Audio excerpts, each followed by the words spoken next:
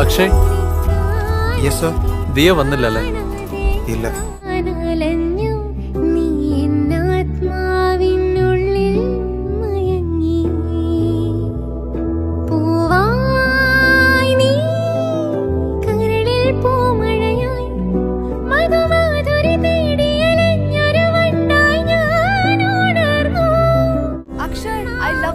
എനിക്ക് അക്ഷയില്ലാതെ ജീവിക്കാൻ പറ്റില്ല. അക്ഷയ് പ്ലീസ്, അക്ഷയ് യെസ് പറ.